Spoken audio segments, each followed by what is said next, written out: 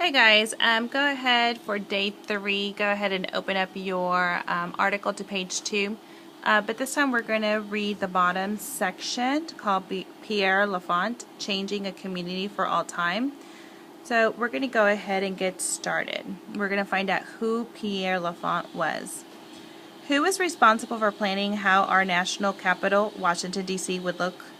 The man was Pierre Lafont, an engineer and designer from France. After going to art school, Lafont came to America to help our country win the war against England. He fought as part of General George Washington's army. After the war, Washington asked Lafont to design a city that would be at the center of the nation's government. Washington had picked the perfect spot along the Potomac River. Washington, D.C. would be near several states, but it would not be part of any of them. The nation's capital would belong to the people of the United States of America. Lafont planned the city after a lot of careful thought. He had a big vision for the city. Even though it was not a large community at the time, he knew it would be a very important city. He planned the streets very carefully. They were wide and easy to identify. He planned the big parks for everyone to enjoy. Unfortunately, Lafont didn't get along with everyone on the project. He decided to leave. He did not get paid for the work he had done for a long time. Even though the government leaders were very happy with his plans, they were not happy he had quit his job. For many years, Pierre Lafont did not receive credit for the important work he had done planning the city of Washington, D.C. He died a very poor man in 1825.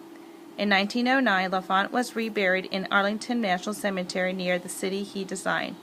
A monument of his honor was placed overlooking the Potomac River from Lafont's burial spot. Visitors can admire the whole city. So here he is, and this is what the plans look like for Washington, D.C. Now we're going to go ahead and move over to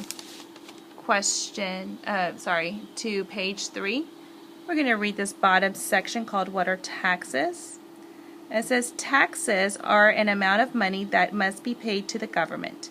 The money collected from taxes is used to run the government. People who work for the government must be paid. Taxes help pay for services like libraries, trash pickup, and police and fire departments. Schools use tax money to buy books and supplies, keep the buildings in good repair, and pay the teachers and staff. There are many types of taxes. All people who earn money at a job must pay income tax. When we purchase items at a store, we pay sales tax. When citizens own a home or business, they must pay a property tax. While it's never fun to pay a tax, it is also a responsibility of a good citizen to do. Now we're going to read the last section called How Do Good Citizens Solve Problems? Have you ever had a problem you need to solve? Maybe you need to get a school project done with a group of classmates, or perhaps a friend can't decide what game to play together. Good citizens can use the process to help find solutions or answers to problems. Identify the problem. What exactly needs to be done to be solved? Gather information. Get all the facts. Everyone should listen to each other's ideas. Think about all the options. What are all the possible ways to solve the problems? Consider each option. What are the good things and bad things about every possible solution? Choose a solution. Once everyone agrees, go ahead and solve the problem. Think about the results. Did the plan work? Will you use the same plan next time? What could you do differently next time? Using a problem-solving process like this can help people solve problems without getting angry or frustrated. Give it a try. Now you're going to take out your sheet, and you're going to finish questions 8, 9, and 10. For these, you're just going to use this picture to help you answer these questions.